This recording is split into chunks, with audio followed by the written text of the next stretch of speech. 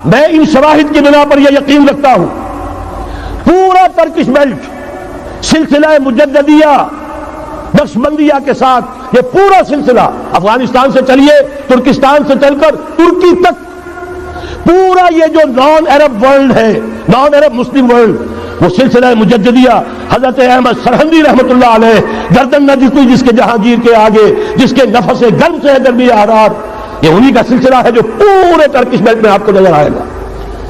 پھر شاہ ولی اللہ جیسا مفکر. بہرحال یہ تمام شواہد ہیں اور میرے لیے تو سب سے بڑے شواہد جو ہے اب وہ احادیث دیکھیے جو حضور نے بیان فرمائی. جب یہ مارکا گرم ہوگا ایک حدیث ہے حضور فرماتے ہیں ابن ماجہ کی روایت ہے حضرت عبداللہ ابن حارث رضی اللہ تعالیٰ عنہ سے یخرج ناس من المشرق یوطئون للمہدی یعنی سلطان ہی. جب اس عالم عرب میں دیکھیے ایک بات میں عرض کر چکا ہوں بڑی تلخ بات ہے عالم عرب ہمارا بہتر حصہ ہے افضل حصہ ہے ان کو اللہ نے فضیلت ہم سے بہت زیادہ دی ہے. سب سے بڑی فضیلت کہ محمد خود صلی اللہ علیہ وسلم عرب تھے یہ رتبہ بلند ملا جس کو مل گیا. پھر مستقل فضیلت اللہ کا کلام ان کی زبان میں موجود ہے مادری زبان. لہذا اگر انہوں نے کوتاہی کی انہوں نے پیٹھ دکھائی بہت بڑے مجرم ہیں اس میں کوئی شک نہیں. اور یہی وجہ ہے یہ سارے ملاحب وہی ہونے ہیں.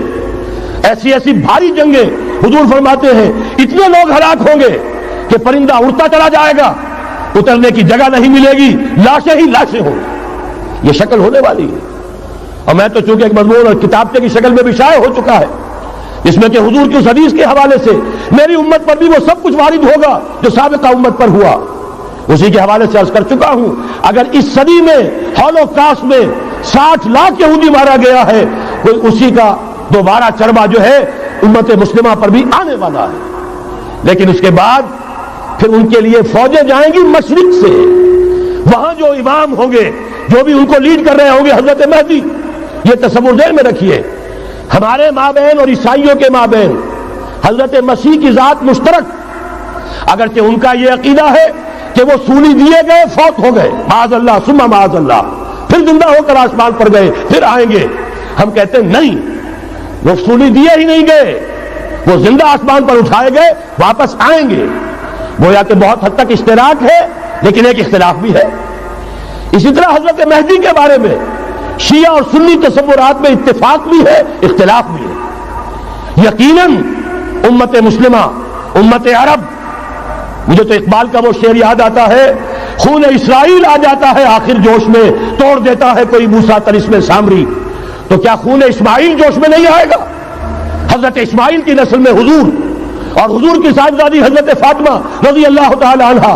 حضور نے فرمایا میری اس بیٹی کی نسل میں اللہ تعالیٰ ایک شخص کو اٹھائے گا جو اس وقت مسلمانوں کی قیادت کرے گا.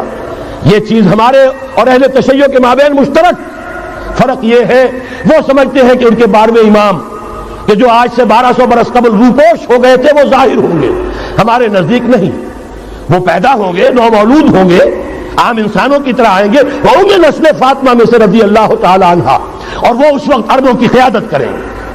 خون اسماعیل آ جائے گا آخر جوش میں اور کوئی حضرت مہدی وہ آئیں گے اور اٹھیں گے اور قیادت کریں گے دجال سے مقابلہ کریں گے اور اس ملاحم کے اندر قیادت فرمائیں گے. لیکن ان کی مدد کے لیے مشرق سے فوجیں آئیں گی.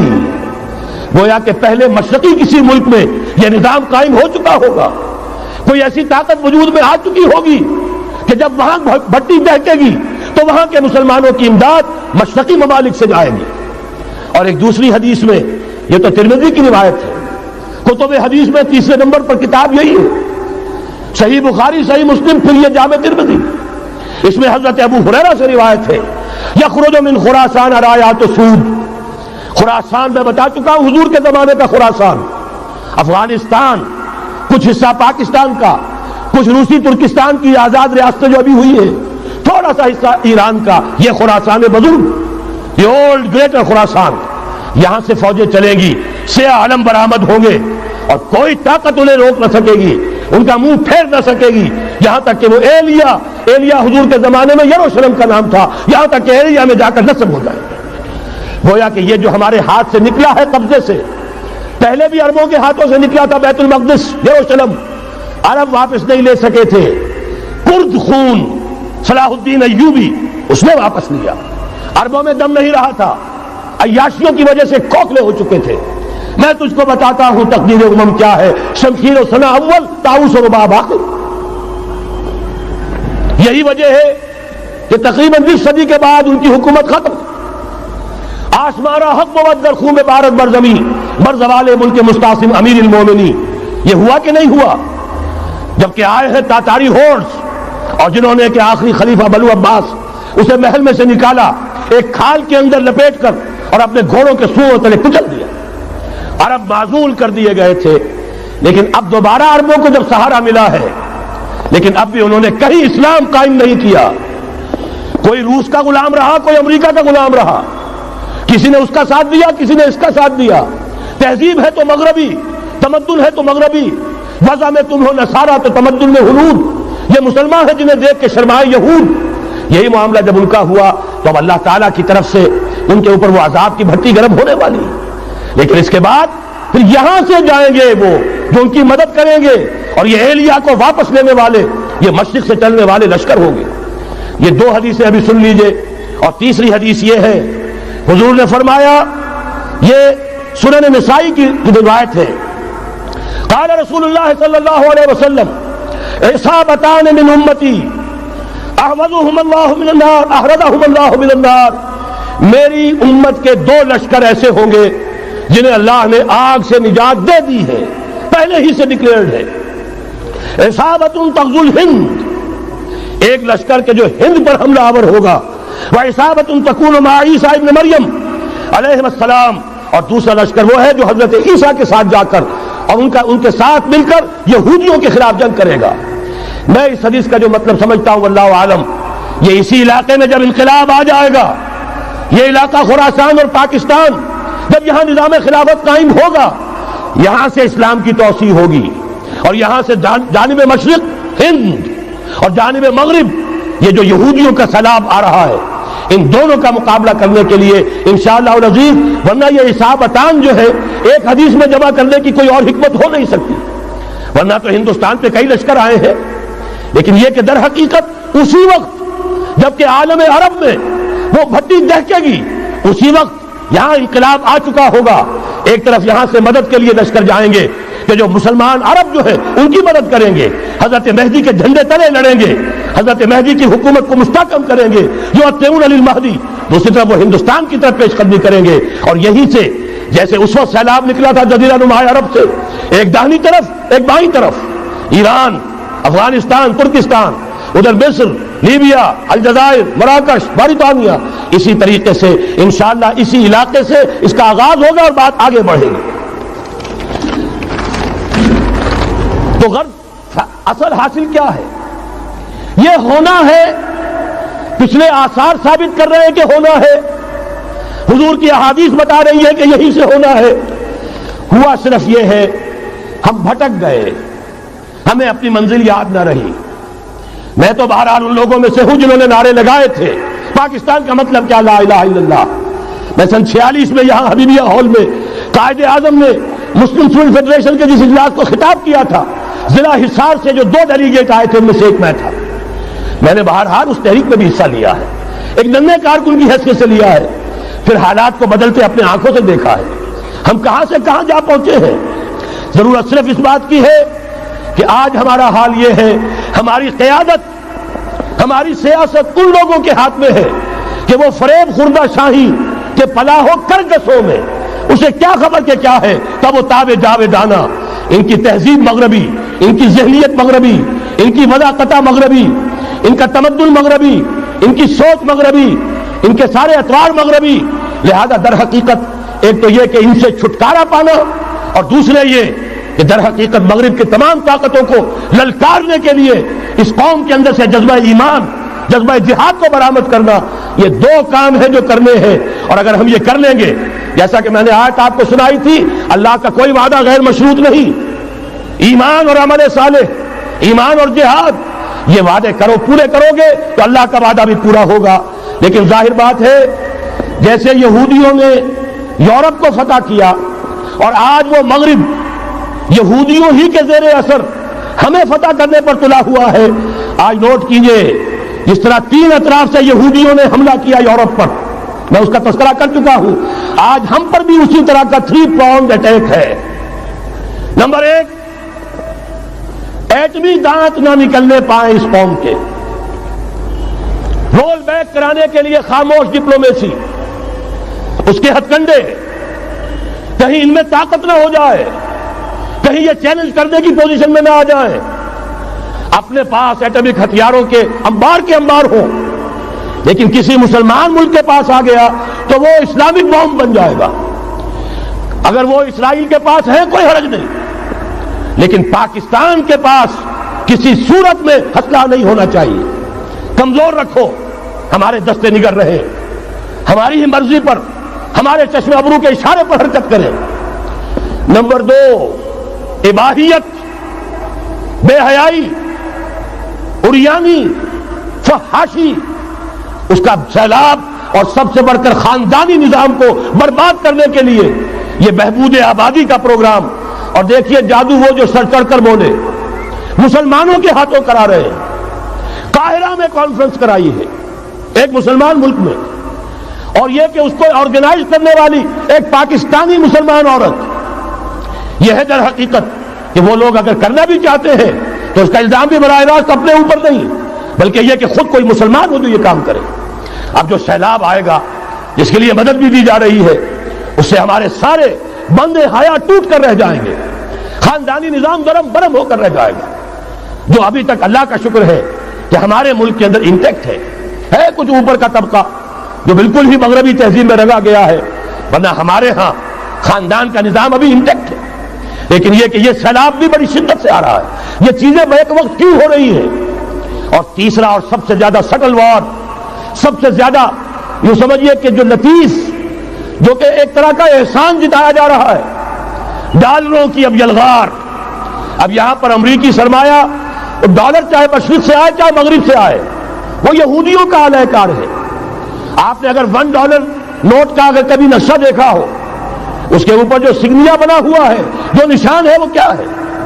پیرامڈ، احرام مصر. یہ کن کے لیے اہمیت رکھتے ہیں؟ ہزارہا یہودیوں کا خون اور ان کی ہڈیاں ان پیرامڈز کے تلے دبی ہوئی. جب یہ احرام بنائے گئے تھے، یہ یہودی وہاں غلامی کے دور میں تھے، بیگار ان سے لی جا رہی تھی. بڑے بڑے پتھر جب گرتے تھے تو پسنے والے یہودی ہوتے تھے. یہ ان کی اپنی جیسے ہولوکاسٹ، جیسے انہوں نے اس کو اپنا سمبل بنایا ہوا ہے، اسی طریقے سے پیرامڈ، مصر کا پیرامڈ، یہ گویا کہ ان کے اس زوال کا ایک نشان ہے. اور اس پر ایک آنکھ بنی ہوئی ہے، ایک آنکھ، کانے دجال کی آنکھ، وہ دیکھ رہی ہے. عجیب ہے یہ سمبل. نیچے لکھا ہوا ہے نووس آرڈو سکلورم، اور یہ در حقیقت 1776 جو نیچے لکھا ہوا ہے وہ رومن حروف کے اندر یہ 1776 ہے، جو میں بتا چکا ہوں آرڈر آف ایلیمناٹی وساپ نے قائم کیا تھا. عام دنیا یہ سمجھتی ہے کہ شاید یہ امریکہ کا یوم آزادی ہے، سن آزادی ہے. 1 مئی اس آرڈر آف ایلیمناٹی کی تاسیس 1 مئی کو ہوئی ہے.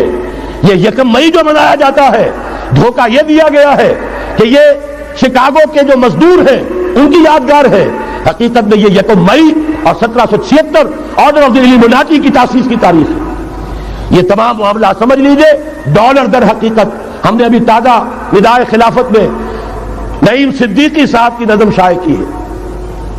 45 برس بلکہ شاید اس سے بھی زیادہ عرصے کی پرانی نظم ہے جو ہم نے شائع کی ہے. ڈالر میرے اس دیش کو ناپاک نہ کرنا. اور میں تو انہیں داد دیتا ہوں، جو کچھ انہوں نے، شاعر کہتے ہیں اس کو جو صاحب شعور ہے، اس صاحب شعور نے جو مشاہدہ کیا ہے کہ ڈالر آئے گا تو کیا آئے گا ہمارے ہاں، اس کی پوری داستان اس تازہ ندائے خلافت میں ہم نے نہ معلوم کہاں سے اس کو کھود کر نکلوایا ہے. ہم ان کا احسان مانتے ہیں کہ انہوں نے اپنی پرانی نظم، اب ان کی جماعت تو سب بھول بھال گئی ان چیزوں کو، اس لیے وہ اسے تج کر باہر بھی اب آ گئے. بہرحال ہمیں تو ان کی ایک ایک چیز جو ہے، مجھے تو وہ شعر آج کا اگر آپ نے جنگ کا میرا کالم پڑھا ہو، میری تو فکر کے اندر رچ بس گیا ہے. پاکستان کے بارے میں جب کہا تھا، اے آندھیوں سنبھل کے چلو اس دیار میں، امید کے چراغ جلائے ہوئے ہیں ہم، ہماری امیدوں کے چراغ ہے یہ. اسلام کا گہوارہ بننے والی ملک ہے یہ، اس کو ہم نے قائم کیا تھا اسلام کے لیے. یہ آندھیاں نہ چلے، اس ملک کو ہم نے اسلام کے چراغ جو ہے ہم نے اس میں روشن کیے ہوئے ہیں۔ اے آندھیوں سنبھل کے چلو اس دیار میں، امید کے چراغ جلائے ہوئے ہیں ہم۔ بہرحال یہ تیسرا سیلاب ہے، ننگی سرمایہ داری، جس کی پھر لعنتیں ہوتی ہیں۔ ایک طرف فقر، ایک طرف احتیاج، ایک طرف بھوک، ایک طرف دولت کے انبار۔ پہلے بھی ہمارے ہاں فرق کم نہیں ہے، لیکن اب جو ہوگا اگر یہ بات پوری ہو گئی تو وہ ننگی سرمایہ داری، اور سرمایہ داری ہی در حقیقت یہود کا سب سے بڑا ہتھ کنڈا ہے۔ یہ بینکنگ کا نظام، یہ سارا کا سارا سودی نظام، یہ IMF، یہ ورلڈ بینک، یہی تو ان کے سب سے بڑے ادارے ہیں۔ تو واقعہ یہ ہے کہ تین طرف سے ہم پر حملہ ہو رہا ہے۔ اور یہ سود کے بارے میں کیا کہا تھا اقبال نے؟ ادربا آخر چمی زائد فتن، اس سود کے ام الخبائث کے پیٹ سے سوائے فتنوں کے اور کیا برآمد ہو سکتا ہے؟ کس نہ داند لذت قرض حسن، کسی کو قرض حسنہ کی لذت یاد نہیں رہی، بغیر سود کے قرض دو۔ تمہارے پاس فاضل رکھا ہوا ہے، کسی بھائی کو دو کہ وہ اپنی معاشی گاڑی کا پہیہ چلا لے، پھر اصل واپس لے لینا۔ اگر اتنی ہمت نہیں ہے کہ ان تصدقوا فهو خیر لکم، صدقہ ہی کر دو تو سب سے اچھا ہے، دے ہی ڈالو اپنا فاضل سرمایہ۔ یسألونک ماذا ينفقون قل العفو، مت رکھو اپنے پاس، یہ گندگی ہے۔ لیکن اگر بڑے ہی کم ہمت ہو تو کم سے کم قرض حسنہ دو، اپنی اصل رقم واپس لینا۔ کس نہ دانت قرضت لذت قرض حسن، اضربا جاں تیرا دل چو خشت و سنگ۔ اس لیے کہ سود کے ذریعے سے انسان کے اندر تاریکی پھیل جاتی ہے، دل جو ہے اینٹ کے مانند، پتھر کے مانند سخت ہو جاتا ہے، کٹھور۔ ثم قست قلوبکم فہی کالحجارۃ او اشد قسوۃ۔ آدمی درندہ بے دندان و چنگ، اور انسان بغیر اس کے کہ بھیڑیوں والے دانت ہوں اور بھیڑیوں والے پنجے، بھیڑیا بن جاتا ہے۔ بہرحال اب کرنے کا کام کیا ہے اس کو سمجھیے۔ اس پوری صورتحال کا میں نے آپ کے سامنے نقشہ پیش کر دیا۔ ایک طرف مغرب سے نیو ورلڈ آرڈر، جو نیو ورلڈ آرڈر ہے، اس وقت کی سپریم پاور آن ارتھ امریکہ کی سرپرستی میں بڑی تیزی کے ساتھ حملہ آور ہے۔ دوسری طرف وَمَكَرُوا وَمَكَرَ اللَّهُ وَاللَّهُ خَيْرُ الْمَاكِرِينَ، اللہ کو پامردی مومن پہ بھروسہ، ابلیس کو یورپ کی مشینوں کا سہارا۔ اللہ تعالیٰ نے اسرائیل کا توڑ پاکستان قائم کیا۔ اللہ تعالیٰ نے اس کے لیے 300 برس کی تاریخ، اس کی تمہید میں مجددین امت یہاں پیدا کیے، یہاں قرارداد مقاصد پاس کرا دی 20ویں صدی عیسوی کے وسط میں، کہ اکبر نام لیتا ہے خدا کا اس زمانے میں۔ بینک انٹرسٹ کو ربا، سود حرام قرار دیا۔ یہ سارے شواہد ہیں۔ اب ضرورت صرف ایک بات کی ہے، ایک زبردست عوامی تحریک اٹھے۔ یہ عوامی تحریک کیسی ہو؟ نمبر ایک، فرقہ واریت سے بلند ہو۔ یہ فرقہ واریت جو اس وقت بہت بڑا فتنہ بن گیا ہے، جس کی کشیدگی بڑھتی چلی جا رہی ہے، اس کے اندر اگر ہم قوم کے حیثیت سے اگر ملوث ہوتے چلے گئے، آخری تباہی آ جائے۔ فرقہ واریت سے بلند، سیاسی کشمکش سے بلند، یہ سیاسی کشاکش، یہ حزب اختلاف، حزب اقتدار، اس سے بلند، اس سے کوئی بحث نہیں، کوئی دلچسپی نہیں۔ علاقائیت یا لسانی قومیت، اپنے دنیاوی حقوق کی فکر مت کرو، بلکہ آخرت کی فکر کرو، اور یہاں اس کی اصل منزل خلافت کے نظام کی فکر کرو۔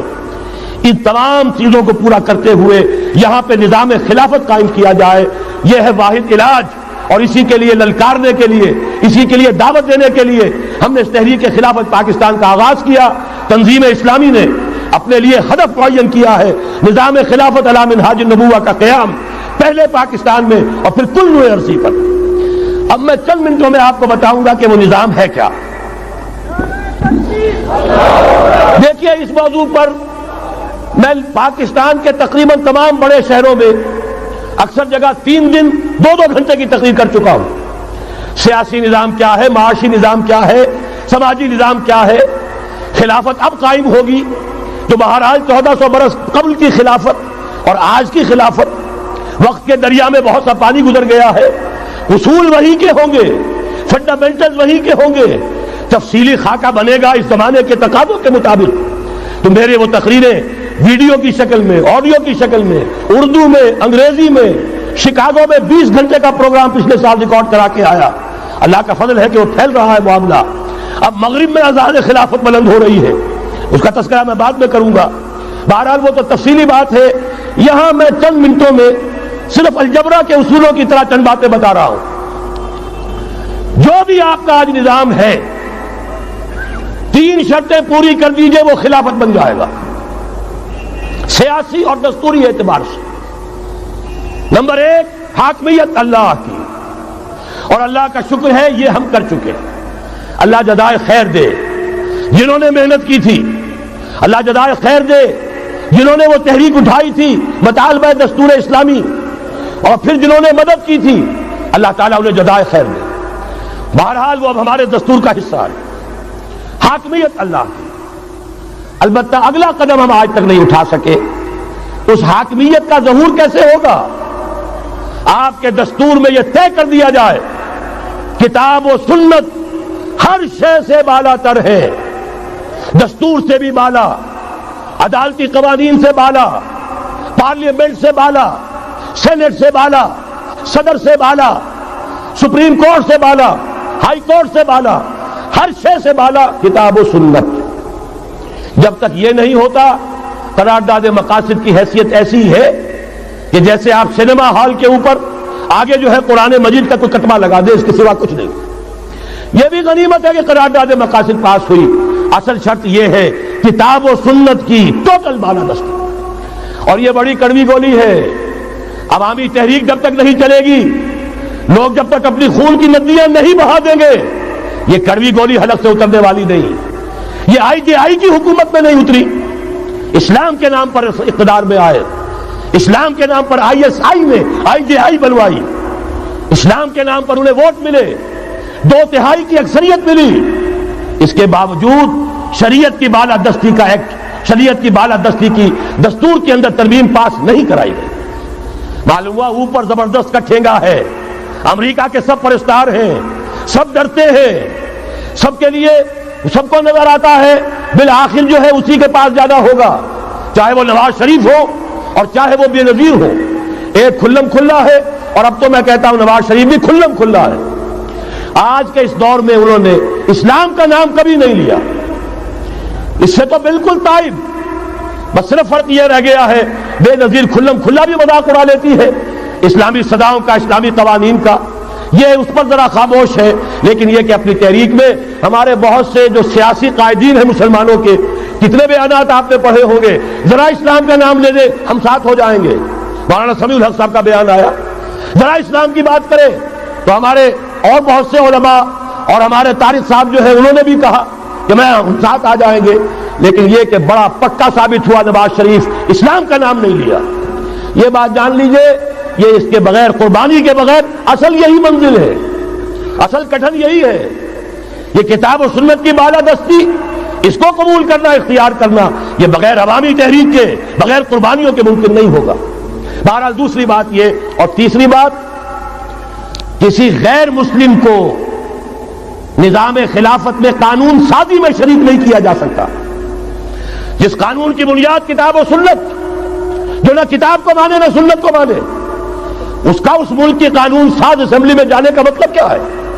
ان کی علیحدہ اسمبلیاں ہوں، ان کے جو حقوق ہیں مائنورٹیز کی حیثیت سے ان کی گارنٹی دی جائے، ان کی جان، مال، عزت، آبرو کا پورا تحفظ، ان کی پوری مذہبی آزادی، ان کی عبادت گاہوں کی پوری ضمانت، ان کی حفاظت کی، ان کا پرسنل لا ہو، سب کچھ ہوگا۔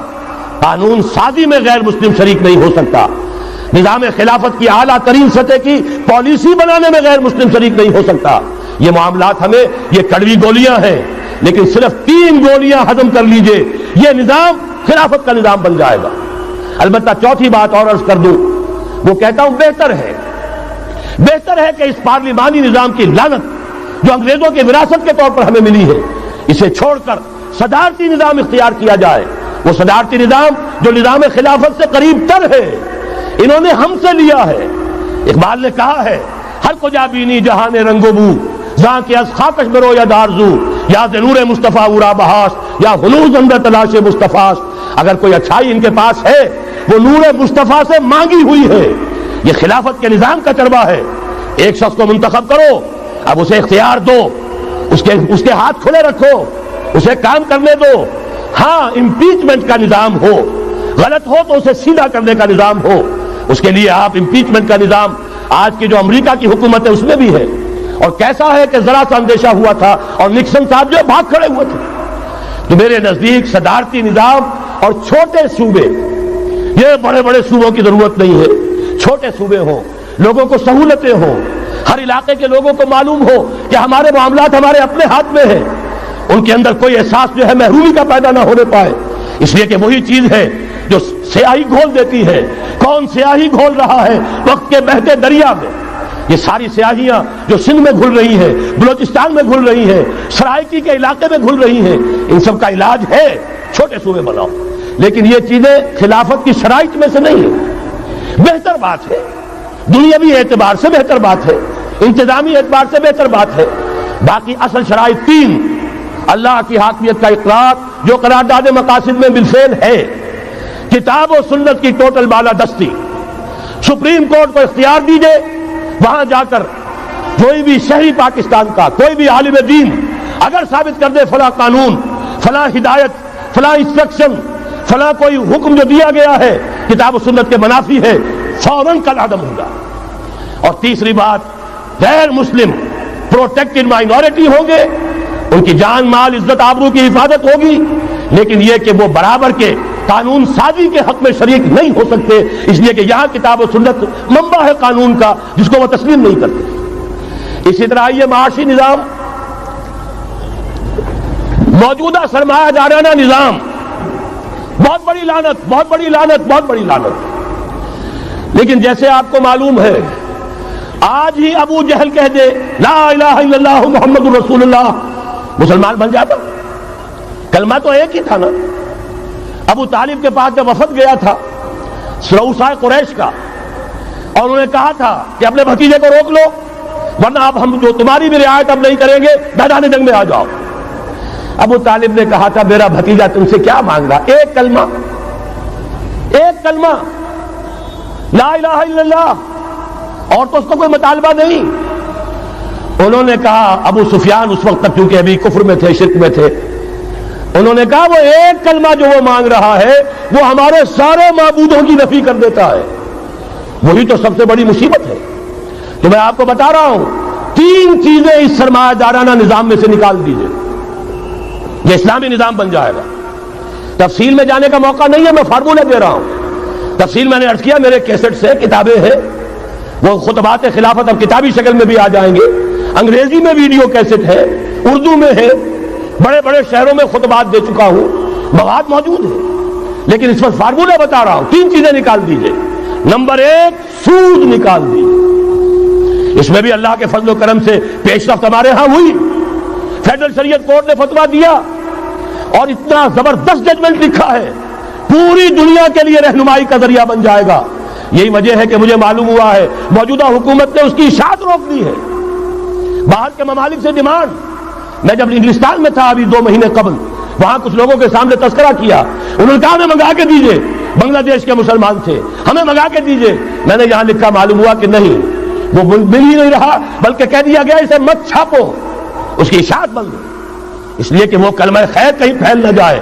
یہودی کا اگر علاج ہے، جیسے آپ نے سنا تھا بچپن میں کہانیاں، دیو کی جان ایک طوطے کی گردن میں ہے، طوطے کی گردن پر اوڑ دو گے دیو مر جائے گا، یہودی کی جان سود میں ہے۔ یہ سارا ہتھ کنڈا اس کا جو ہے، جو ورلڈ ڈومینیشن یہودی چاہ رہا ہے، وہ مالیاتی نوعیت کی ہے، وہ اپنی حکومت قائم نہیں کرنا چاہتا۔ حکومت کے تو بڑے کھکھیڑ ہوتے ہیں، بڑی ذمہ داریاں ہوتی ہیں، لوگوں کی تنقیدیں سننی پڑتی ہیں، بھوکے بھیڑیے کبھی ٹوٹ پڑتے ہیں، لہذا ان کو چھوڑو، حکومت وہ خود کریں۔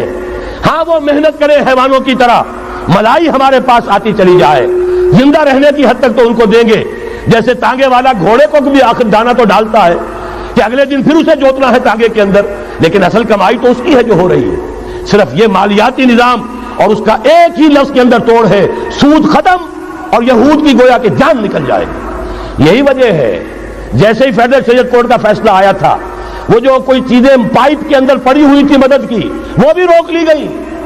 یہ قوم کدھر جا رہی ہے؟ یہ تو ہمارے ہاتھ سے نکلی جا رہی ہے، اور جب تک کہ اس کے خلاف IJI کی حکومت کو سپریم کورٹ میں اپیل میں نہیں پہنچا دیا، اس وقت تک یہ ہے $1 جو ہے کہیں سے ادھر سے ادھر ہلنے نہیں دیا۔ یہ ہے حقائق اصل میں، ان کو سمجھ لیجیے. سود نکال دیجیے، جوا، اسپیکولیشن، فارورڈ ٹریڈنگ کی وہ ساری صورتیں جو صرف بیع سلم ایک جائز ہے، باقی ساری صورتیں حرام ہیں، ان کو نکال دیجیے اور جاگیرداری ختم کر دیجیے. جاگیرداری ختم کرنے کے لیے حضرت عمر کی شمشیر لانی ہوگی، شمشیر فاروقی. ان کا یہ فتویٰ تھا، اجماع تھا کہ جو ملک، جو علاقے بطور شمشیر فتح ہوئے ہیں وہ کسی کی انفرادی ملکیت نہیں رہیں گے، وہ امت مسلمہ کی اجتماعی ملکیت ہے. کوئی انچ زمین، اسی وجہ سے ہمارے ہاں فرق ہے خراجی اور عشری. عشری زمین ملکیتی ہوتی ہے، اس میں سے ایک مسلمان جس کی ملکیتی زمین ہے اس کا وہ 10واں حصہ یا 20واں حصہ پیداوار کا دے کر فارغ. اور جو خراجی زمین ہوتی ہے وہ کسی کی ملکیتی نہیں ہوتی، وہ تو مسلمانوں کی ہے، نظام خلافت کی ہے. جو کام کر رہا ہے چاہے مسلمان ہو چاہے غیر مسلم ہو، وہ کاشت کرے گا، آدھا اس کا ہے، آدھا ریاست کا ہے، بیت المال کا ہے. یہ ہے نظام خراجی کا اور عشری کا فرق. اور حضرت عمر نے طے کر دیا تھا رضی اللہ تعالیٰ عنہ کہ جتنے علاقے فتح ہوئے، یہ مصر ہے، یہ عراق ہے، یہ شام ہے، یہ ایران ہے، ساری زمینیں مسلمانوں کی اجتماعی ملکیت. کام کرنے والے چاہے یہودی ہوں، چاہے مجوسی ہوں، چاہے عیسائی ہوں، چاہے وہ مسلمان ہو جائیں، زمین خراجی رہے گی. زمین سے خراج جائے گا بیت المال میں تاکہ تمام امت کی بہبود میں صرف ہو سکے. 3 کام کر دیجئے، باقی ساری market forces, free economy, personal incentive, personal ownership, ساری چیزیں، سارے اصول جس کی وجہ سے کہ سرمایہ داری کو فتح حاصل ہوئی ہے کمیونزم کے اوپر، وہ سارے اصول اسلام کے اندر موجود ہیں. لیکن سود نکال دو، جوا نکال دو، جاگیرداری نکال دو. اب آؤ اوپن کمپٹیشن، سرمایہ کاری کرو. ابھی آپ نے نظم پڑھی، سرمایہ داری کو ختم کرنا ہے، سرمایہ کاری کو فروغ دینا ہے. یہ ہے اسلام کا نظام معیشت. البتہ اس میں چوتھی چیز، کفالت عامہ کے لیے زکوٰۃ کا نظام مکمل قائم کرو. ہر شہری کی بنیادی ضروریات کی پوری ذمہ داری اور کفالت نظام خلافت لیتا ہے. یہاں پھر میں مجبور ہوں کیا کروں، لیکن جب چھڑ گیا قیامت کا، بات پہنچی تیری جوانی تک، خلافت کا تذکرہ ہو اور حضرت عمر کا ذکر نہ آئے، ناممکن. خلافت کا نظام، جیسے آپ کہتے ہیں کہ گلاب کا پھول پورا کھلا ہوا ہے، للی ان بلوم، خلافت کا نظام پورا کھلا ہوا حضرت عمر کے دور میں نظر آتا ہے. اسی وقت کہا تھا حضرت عمر نے رضی اللہ تعالیٰ عنہ کہ اگر دجلہ و فرات کے کنارے کوئی کتا بھی بھوکا مر گیا تو قیامت کے دن عمر ذمہ دار ہوگا. اور جانور تک کا معاملہ ہے. مجوسی کو دیکھ لیا تھا، بوڑھے کو، ایک کہ جو بھیک مانگ رہا تھا، وہاں کے عامل اور گورنر سے ایکسپلینیشن کال کی، یہ بھیک کیوں مانگ رہا ہے؟ جب یہ جوان تھا، کام کر سکتا تھا، تم اس سے جزیہ لے رہے تھے. اب یہ بوڑھا ہو گیا ہے، کما نہیں سکتا، تم نے اسے بھکاری بنا دیا ہے، اس کا وظیفہ مقرر کرو. ظاہر بات ہے غیر مسلم ٹیکس دیں گے، مسلمان زکوٰۃ دیں گے، مسلمانوں کے لیے زکوٰۃ سے کفالت عامہ ہوگی، غیر مسلموں کے ٹیکسوں کے ذریعے سے. وہی نظام جو آج یورپ میں ہے، اسکینڈینیوین کنٹریز میں ہے، برطانیہ میں ہے، ان امپلائمنٹ الاؤنس ہے، یا یہ کہ اور ویلفیئر کا نظام ہے. لیکن اسلام کا مکمل ترین ویلفیئر نظام زکوٰۃ کے تحت ہے، اور اس میں گارنٹی ہے ہر شہری کی بنیادی ضروریات انڈر ریٹن، ان کی ذمہ داری ریاست کے ذمہ. حضرت عمر ہی کا زمانہ تھا کہ لوگ اپنی زکوٰۃ لے کر پھرتے تھے، لینے والا کوئی نہیں ہوتا تھا. اس کا بھی میں مسئلہ آپ کو سمجھا دینا چاہتا ہوں. میں نے تو عرض کیا تھا، میں تو مدرس ہوں، عوامی مقرر نہیں ہوں. میں تو چاہتا ہوں آپ چیزیں سمجھ کر اور ان کا علم آپ کا جو ہے حاصل کر کے اٹھیں، لوگوں کو پھر پہنچائیں. یہ کیسے ہو گیا جبکہ زکوٰۃ جو ہے وہ تو اسلامی ریاست میں نظام خلافت میں حکومت لیتی ہے؟ پھر کیسے ہو گیا کہ لوگ اپنی زکوٰۃ لے کر پھر رہے، لینے والا کوئی نہیں؟ اس کو بھی جان لیجئے. جیسے زمین کی 2 قسمیں میں نے بیان کی، خراجی اور عشری، ایسے ہی زکوٰۃ کے قابل جو مال ہے اس کی بھی 2 قسمیں ہیں. اموال باطنہ، گھروں میں رکھی ہوئی کوئی نقدی ہے، کوئی زیور ہے، کوئی اور ایسی چیزیں ہیں، یہ اموال باطنہ کہلاتی ہیں. اس کی زکوٰۃ جبراً حکومت نہیں لے گی. اگر اس کی زکوٰۃ جبراً حکومت لے تو گھروں کی تلاشیاں لینی پڑیں گی، جا کے تکیے پھاڑ پھاڑ کے دیکھنے پڑیں گے کہ کہیں کچھ رکھا ہوا تو نہیں ہے. یہ معاملہ مسلمانوں کی ان کی اپنی نیت پر، ایمان پر، اللہ کے ساتھ ان کے خلوص و اخلاص پر چھوڑ دیا. ہاں اموال ظاہرہ، دکان میں 5 لاکھ کا مال پڑا ہے، 2.5% دے دو. گودام میں 10 لاکھ کا مال پڑا ہے، 2.5% دے دو. تمہارا کارخانہ ہے بہت بڑا، اس کی زمین معاف، بلڈنگ معاف، مشینری معاف، ٹولز معاف، لیکن جو سرمایہ چل رہا ہے چاہے وہ خام مال پڑا ہے چاہے فنشڈ، ٹوٹل کی مالیت کے اوپر 2.5% دے دو. یہ ہے زکوٰۃ جس کو بدنام کیا ضیاء الحق صاحب نے. صرف سود جو ہے، سود والا جو صرف بینکوں کے اندر ڈپازٹ ہے اس سے 2.5% لے کر اسے زکوٰۃ قرار دے دیا. حالانکہ وہ تو کچھ زکوٰۃ نہ ہوئی، سود کا کمیشن ہوا، اس کے سوا کچھ بھی نہیں. زکوٰۃ تو یہ ہے کہ ہر دکاندار، اور مجھے یقین ہے مسلمان دے گا، آپ اسے انکم ٹیکس جیسے لعنتی ٹیکس سے نجات دیجئے جس نے اسے جھوٹ بولنے پہ مجبور کیا ہوا ہے. یہ لعنتی ٹیکس ہے در حقیقت کہ جس نے ہر شخص کو جھوٹا بننے پر مجبور کر دیا ہے. ان کو ختم کریں. زکوٰۃ تو مسلمان اپنے ایمان کے تقاضے پر دے گا، اور وہ دے گا اور خوشی سے دے گا. لہذا یہ پورا نظام جو ہے اس کو اختیار کیا جائے زکوٰۃ کے، تو پوری ویلفیئر اسٹیٹ، دنیا کے بلند ترین معیارات کی ویلفیئر اسٹیٹ قائم ہو جائے گی.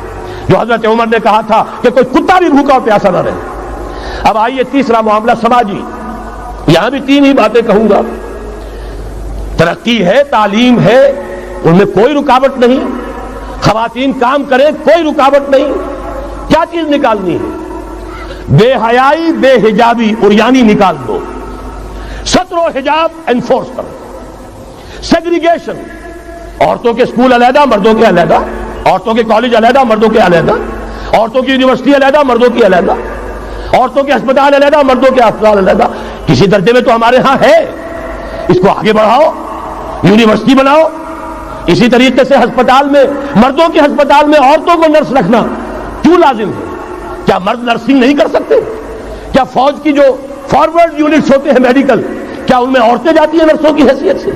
جہاں اصل ضرورت ہوتی ہے، کسی کا بازو اڑ گیا ہے، کسی کی ٹانگ اڑ گئی ہے، کسی کا پیٹ چاک ہو گیا ہے، آنتیں باہر ہے، بڑی ٹینڈر نرسنگ کی ضرورت ہے، وہاں تو عورت نہیں جاتی، وہاں تو میل نرسز ہے. تو مردانہ ہسپتالوں میں مردوں کو نرس رکھو، زنانہ ہسپتالوں میں عورتوں کو نرس رکھو. عورتیں مریض ہو، عورتیں ڈاکٹر ہو، عورتیں جو ہے نرسنگ کریں. وہاں کی انتظامیہ بھی عورتوں کو دیجیے. پھر یہ ہے کہ ساری پرائمری ایجوکیشن عورتوں کو دے دیجیے. چھوٹی عمر کے بچے ہیں، انہیں عورت کے اندر اللہ تعالیٰ نے جو شفقت مادری رکھی ہوئی ہے فطری طور پر، ضرورت ہے اس ٹینڈر ایج میں. تو ارادہ اگر ہو جائے تو ہر کام ہو سکتا ہے. ارادہ چاہیے. یہ کہ بے ستری، بے حجابی، عریانی، فحاشی کا خاتمہ کرو. نمبر 2، شراب اور منشیات کا خاتمہ کرو. اس کے لیے آئرن ہینڈ بلکہ آئرن فسٹ کی ضرورت ہے. یہ کر کے دکھایا، ایرانیوں نے کر کے دکھا دیا. ہم سے کہیں زیادہ گرے پڑے تھے، ہم سے کہیں زیادہ یہ خرابیاں ان کے معاشرے میں موجود تھی. کر کے دکھایا کہ نہیں کر کے دکھایا؟ یہ ہو رہا ہے. لہذا یہ کہ یہ کام کیا جائے، اور زنا اور قذف کے جو اصل اللہ تعالیٰ کی طرف سے، اللہ کے رسول کی طرف سے جو سزائیں ہیں اور حدود اور تعزیرات ہیں ان کو نافذ کیا جائے. یہ 3 چیزیں کر دیجئے، یہی معاشرہ ہوگا. کوئی یہ نہیں کہتا کہ صحراؤں میں جا کر آباد ہو، کوئی آپ سے یہ نہیں کہتا کہ جائیے دوبارہ اونٹوں پہ سفر شروع کیجئے. جو ترقی ہوئی ہے، اللہ تعالیٰ نے علم دیا ہے انسان کو، اللہ تعالیٰ نے ٹیکنالوجی عطا فرمائی انسان کو، اور رحمان کا دیا ہوا علم ہے.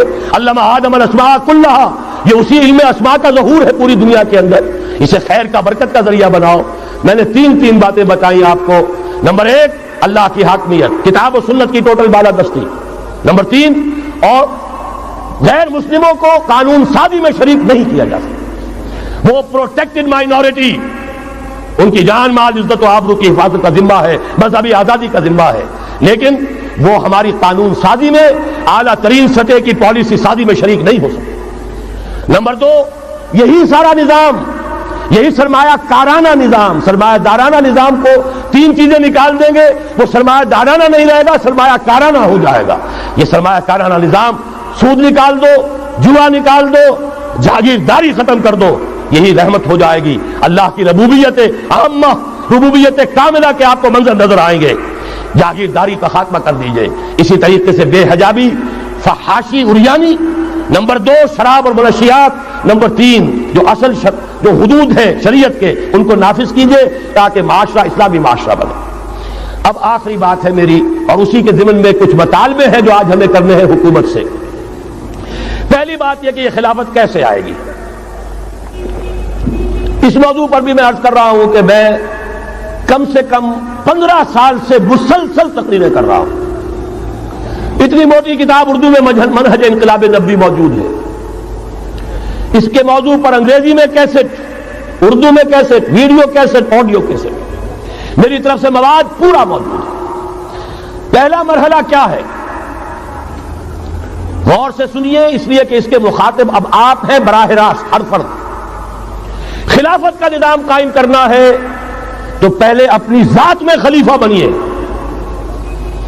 اللہ نے آپ کو ایک جسم دیا ہے، زبان دی ہے، آنکھیں دی ہیں، کان دیے ہیں، یہ سب آپ کے پاس اللہ کی امانت ہے۔ ان پر اللہ کی حکومت قائم کی، اپنے وجود پر اپنے گھر میں خلافت قائم کیجئے۔ آپ خلیفہ بن جائیں، آپ نظام اللہ کا نافذ کریں اپنے ذات پر، اپنے وجود پر، اپنے گھر میں، اور ساتھ ہی انفرادی سطح پر طے کر لیجئے۔ سورہ حدید کی آیت نمبر 7، آمنوا باللہ ورسولہ وانفقوا مما جعلکم مستخلفین فیہ، جس چیز میں اللہ نے تمہیں خلافت عطا کی ہے، دولت دی ہے، مال دیا ہے، جائیداد دی ہے، اولاد دی ہے، ذہانت دی ہے، فطانت دی ہے، خطابت دی ہے، جو دیا ہے لگا دو، کھپا دو، خرچ کر دو اللہ کے دین کے لیے۔ یہ ہے پہلی خلافت۔ اپنے وجود پر اللہ کی حکومت قائم کرو، اپنے گھر میں اللہ کی حکومت قائم کرو، اپنی معاشرت اسلامی بناؤ، اپنے معاش کو اسلامی بناؤ، اور جو کچھ اللہ نے دیا ہے، جسم و جان کی توانائیاں ہوں، صلاحیتیں ہوں، قوتیں ہوں، مال ہو، اولاد ہو، لگا دو، کھپا دو، صرف کر دو اللہ تعالیٰ کے دین کے غلبے کے لیے۔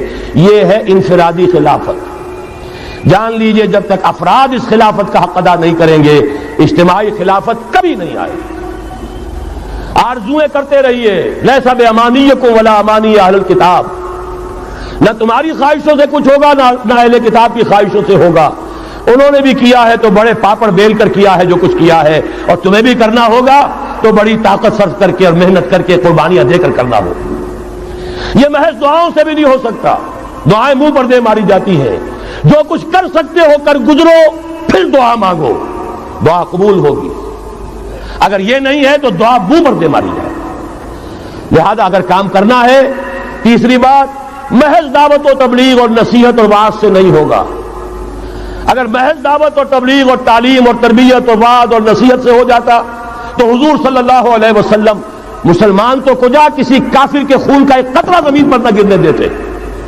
آپ سے زیادہ رؤوف اور رحیم کون ہوگا؟ لیکن آپ نے بھی ہاتھ میں تلوار لی ہے۔ وانزلنا الحدید، ہم نے لوہا اتارا ہے، فیہ باس شدید، اس میں جنگ کی صلاحیت ہے، ومنافع للناس، لوگوں کے لیے اور فائدے بھی ہیں۔ توا پر ہاتھ پھکنی چمٹا بھی بنا لیتے ہو، لیکن اصل میں یہ ہے جنگ کے اسلحہ کے لیے، اور یہ تمہیں اس لیے دیا گیا وَلِيَعْلَمَ اللَّهُ مَن يَنصُرُهُ وَرُسُلَهُ بِالْغَيْبِ، کون ہے جو اس ہتھیار کو ہاتھ میں لے کر کھڑے ہوں اور اللہ اور اس کے رسولوں کی مدد کرے۔ اللہ اور رسول کی مدد سے مراد کیا؟ اس کا نظام خلافت قائم ہے۔ تو محض دعوت و تبلیغ سے نہیں ہوگا، اور انتخابات سے تو بالکل نہیں ہوگا۔ یہ تو یوں سمجھیے کہ واقعہ یہ ہے کہ اگر آپ مجھ سے پوچھیں، سب سے بڑا صدمہ جو مجھے ہے، سب سے بڑا صدمہ وہ ان مذہبی جماعتوں کے کردار کی وجہ سے ہے جنہوں نے اس ملک میں آ کر سیاست کی کشاکش اور انتخابی سیاست کے اندر اپنا سارا وقت، ساری توانائیاں ضائع کر دی۔ کچھ حاصل نہیں ہوا، گھٹی میں ایسا پڑ گیا ہے، کچھ چسکے ایسے لگ گئے ہیں، کچھ وی آئی پی ٹریٹمنٹ۔ میں نے بھی 2 مہینے مزہ چکھا، اس لیے جانتا ہوں۔ اللہ تعالیٰ جو ہے اس طرح کے تجربات کرا دیتا ہے، ورنہ کیسے اندازہ ہو؟ وی آئی پی علیحدہ اتر رہے ہیں، آپ کے لیے گاڑی آپ کے بالکل دروازے پر کھڑی ہوئی ہے، سیڑھی سے اترے آپ جہاز کے اور گاڑی موجود ہے، یہ ساری وی آئی پی ٹریٹمنٹ مل رہا ہے۔ اور یہ کوریڈورز آف پاور میں گھومنا پھرنا، ان جاگیرداروں کے ساتھ بیٹھنا، ان کے سے ولیمے کرنا، ان کے سے ٹھاک، ظاہر بات ہے ان کے ولیموں میں جائیں گے تو انہیں بھی بلائیں گے، ویسے ہی کرنے پڑیں گے، پھر لاکھوں کروڑوں آپ بھی خرچ کریں گے۔ یہ ساری لعنتیں جو آئی ہیں مذہبی جماعتوں کے اندر، یہ صرف اس انتخابی سیاست کی وجہ سے۔ میں بڑے صدمے سے عرض کر رہا ہوں، واقعہ یہ ہے میرے نزدیک اس ملک میں اسلام کے نہ آنے کا پہلا مجرم مسلم لیگ نہیں ہے، پہلی مجرم وہ جماعتیں ہیں جنہوں نے اپنا سارا وقت انتخابی سیاست میں اور اقتدار کی کشاکش میں صرف کر دیا۔ مسلم لیگ کا بہت بڑا احسان، قائد اعظم کا بہت بڑا احسان، انہوں نے آپ کو ملک لے دیا۔ اس سے زیادہ کا نہ ان کا دعویٰ تھا، نہ ان سے توقع ہو سکتی تھی۔ پیر جماعت علی شاہ نے یہ کہا تھا، میں ان کے قول کا بہت بڑا قائل ہوں، ان کی ذہانت اور فطانت کا۔ جب ان سے کہا گیا ہے رحمت اللہ علیہ کہ آپ اتنے بڑے، آپ مقتدا ہیں، مرشد ہیں، اتنی بڑی روحانی شخصیت ہے، ایک داڑھی مولے کے ہاتھ پر بیعت کر لی آپ نے، یہ اشارہ تھا قائد اعظم کی طرف۔ حضرت پیر جماعت علی شاہ رحمۃ اللہ علیہ نے فرمایا بھائی میں نے اس کے ہاتھ پر بیعت نہیں کی، میرا تو مقدمہ ہے، ایک قومی مقدمہ ہے ہندو قوم کے ساتھ، اور مجھے اس مقدمے کے لیے ایسا وکیل چاہیے جس میں دو وصف موجود ہو، مہارت پوری ہو، قانون کو جانتا ہو، ماہر ہو، اور دوسرے یہ کہ بکنے والا نہ ہو۔ میں نے اپنے قومی مقدمے کے لیے وکیل کیا ہے محمد علی جناح۔ ظاہر بات ہے 100% بات صحیح، اور ان کے اس کردار کو دشمنوں نے مانا، نہرو نے، گاندھی نے، ان کے بڑے بڑے دشمنوں نے مانا۔ یہ شخص جو کہتا ہے یہ means what he says، یہ جو کہتا ہے وہی اس کے دل میں ہوتا ہے، اس کے یہاں کوئی ہیر پھیر نہیں ہے۔ بہرحال انہوں نے ملک لے دیا، یہ بہت بڑا احسان۔ آگے کام تھا رجال دین کا۔ رجال دین یا تو لگے رہے صرف اپنے مدرسوں میں اور خانقاہوں میں، تبدیلی کا احساس ہی نہیں ہوا کہ کتنا بڑا انقلاب آ گیا ہے، اب ہم انگریزی دور میں نہیں ہیں، اب یہ ایک مسلمانوں کی حکومت بن گئی ہے، اب تو توانائی ہونی چاہیے اس کو اسلامی بنانے کے لیے۔ اور جو جماعتیں چلی گئی انتخابات میں، واقعہ یہ ہے کہ سب سے گھناؤنا کردار، اور اس ملک میں اسلام کے آنے میں جو بھی رکاوٹ رہی ہے، سب سے بڑا فیصلہ کن رکاوٹ کا معاملہ ان مذہبی جماعتوں کا کردار۔ اس سے ہٹ کر کیا کرنا ہے، میں نے عرض کیا پہلے، اور یہ میں آپ سے کہہ رہا ہوں، خدا کے لیے سوچئے، آج کی رات جا کر سوچئے، خلیفہ بننا ہے اپنی ذات میں، اپنے وجود پر خلافت قائم کیجئے، اپنے گھر میں خلافت قائم کیجئے، توبہ کیجئے اللہ کی جناب میں، یا ایھا الذین آمنوا توبوا الی اللہ توبۃ نصوحا، بڑے خلوص کے ساتھ توبہ کیجئے، اپنی معاشرت کو، معیشت کو درست کیجئے، اور یہ کہ اپنا تن من دھن، ان صلاتی و نسکی و محیای و مماتی للہ رب العالمین، اس کا فیصلہ کیجئے۔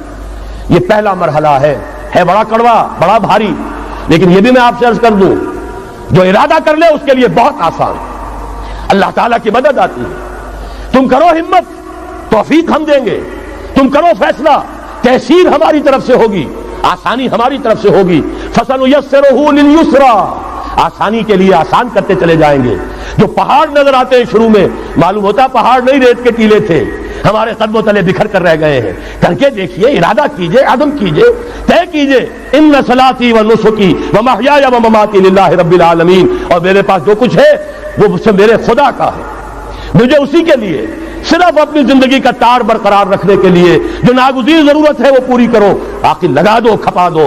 آمنوا باللہ ورسولہ وانفقوا مما جعلکم مستخلفین فیہ، جس چیز میں خلافت دی ہے خرچ کر دو۔ دوسرا مرحلہ، یہ خلفاء، ابھی انصاری صاحب نے وہ آیت آپ کو سنائی تھی، ثم جعلناکم خلائف، خلائف جمع ہے خلیفہ کی، ہر مسلمان خلیفہ ہے، یہ سمجھ لیجیے اچھی طرح۔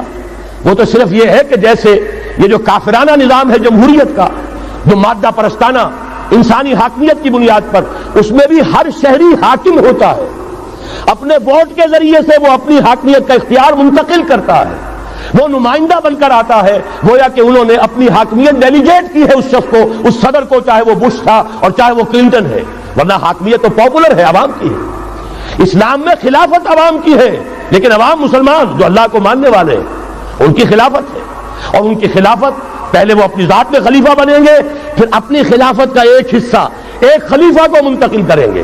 جب تک خلافت نہیں ہوتی ایک جماعت کے امیر کو منتقل کریں گے وہی حصہ۔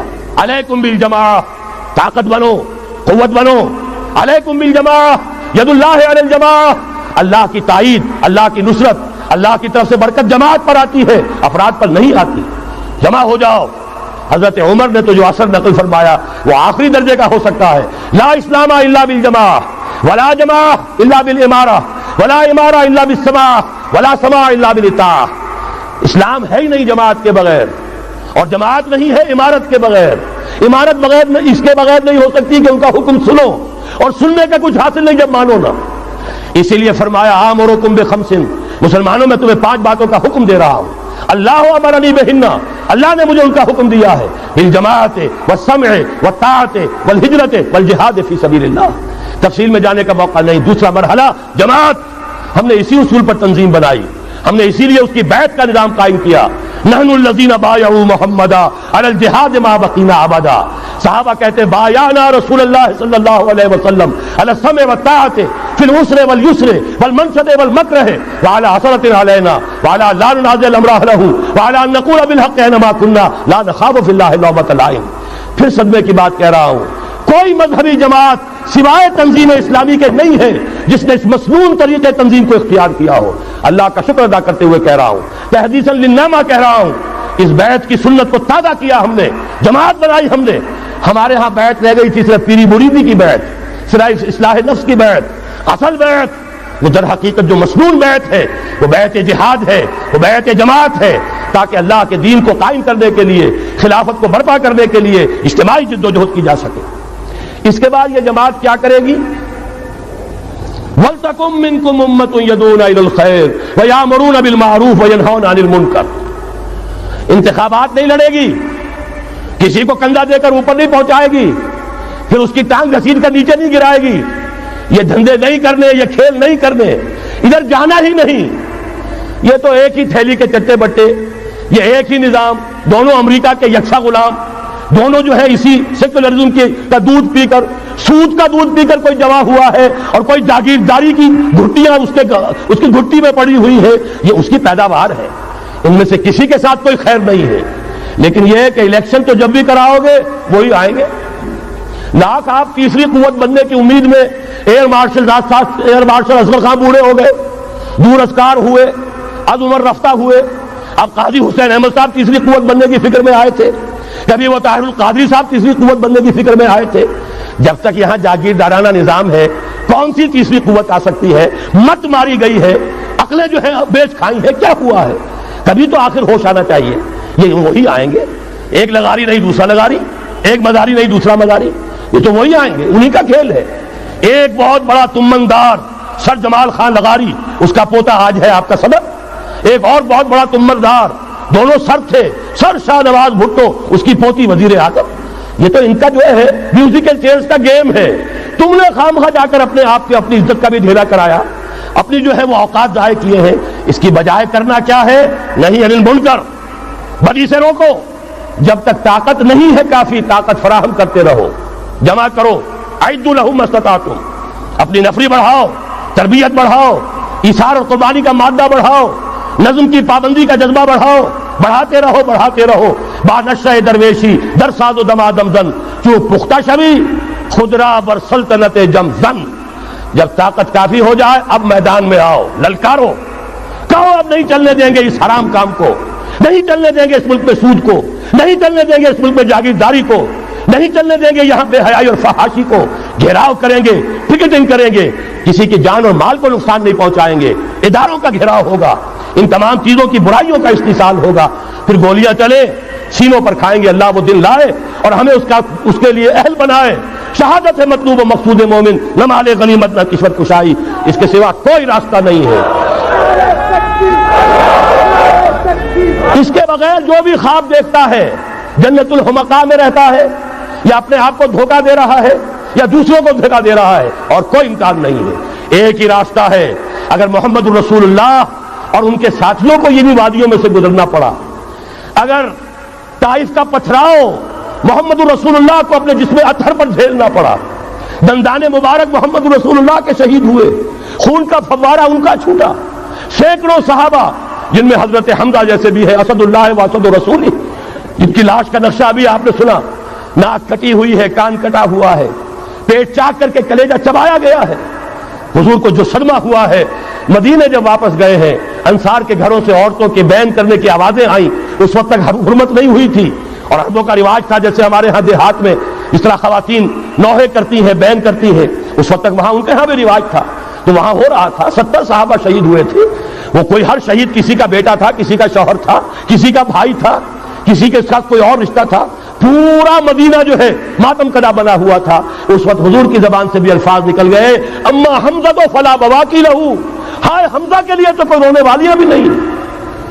تب انصار نے اپنے گھروں سے بھیجا خواتین کو، حضرت صفیہ رضی اللہ تعالی عنہا کے ہاں، وہاں جاؤ تعزیت کرو۔ یہ ساری وادیاں ہیں جو طے کی ہیں محمد الرسول اللہ والذین معہ۔ سفر تبوک ہوا ہے جسے جیش العسرہ کہا گیا ہے، ایسا مرحلہ بھی آیا ہے 3 مجاہدین کو 24 گھنٹے کے راشن میں ایک کھجور ملی، ایک کھجور، 24 گھنٹے کا راشن۔ ان لوگوں نے یہ قربانیاں دی ہیں، اس کے بغیر نہیں ہوگا۔ تو ظاہر بات ہے اس کے لیے پہلے تیاری، کچے پکے لوگ اگر لے آئے، تو خاک میں مل اور آگ میں جل، جب خشت بنے تب کام چلے، ان خام دلوں کے عنصر پر بنیاد نہ رکھ، تعمیر نہ کر۔ یہ تو پختگا خام ہے جب تک تو ہے مٹی کا ایک انبار، تو پختہ ہو جائے تو ہے شمشیر بے زنہار تو۔ وہ پختہ ہو جائے، اب ٹکر مول لو، آگے بڑھو، للکارو، آنکھوں میں آنکھیں ڈالو، باطل کا مقابلہ کرو، اس کے استحصال کے لیے اپنی جانیں قربان کر دینے کو سب سے بڑی کامیابی سمجھو۔ یہی واحد راستہ ہے، اس کے سوا جب وہ مرحلہ آ جائے گا، اللہ کرے کہ وہ آئے، اور میں اب اس وقت تو بیان نہیں کر سکتا، وقت بہت ہو گیا ہے۔ میری جو ایک کتاب چھپ چکی ہے سابقہ اور موجودہ مسلمان امتوں کے کا ماضی، حال اور مستقبل، آنے والی جو حالات ہیں ان کا ایک نقشہ میں نے بیان کیا جو احادیث نبویہ میں آیا ہے۔ میرا اندازہ یہ ہے کہ اب معاملہ زیادہ دور کا نہیں ہے، بلکہ ہمارے لیے تو نہ دور کا ہے نہ دیر کا ہے، انشاءاللہ یہیں سے ہوگا۔ بس صرف یہ ہے کہ فریب خوردہ شاہی اور بھٹکا ہوا آہو جو ہے اسے پھر اپنی منزل یاد آ جائے۔ کبھی بھولی ہوئی منزل بھی یاد آتی ہے راہی کو، اور بھٹکے ہوئے آہو کو پھر سوئے حرم لے چل۔ اس کے لیے وہ رہنمائی درکار ہے، آپ میں سے ہر شخص رہنما بن کر اٹھے، اس دعوت کا مبلغ بن کر اٹھے، جیسے کہ حضور نے اپنے خطبے کے آخر میں فرمایا تھا فَلْيُبَلِّغِ الشَّاهِدُ الْغَائِبَ۔ اب جو یہاں موجود ہیں وہ اپنا فرض سمجھیں کہ دوسروں کو پہنچائیں گے۔ اس حوالے سے یہ ہے کہ ہمارا لٹریچر، ہمارے ویڈیوز، آڈیوز، وہ ہم ہر میدان میں موجود ہے، چیزیں استعمال کیجئے۔ اب میں چند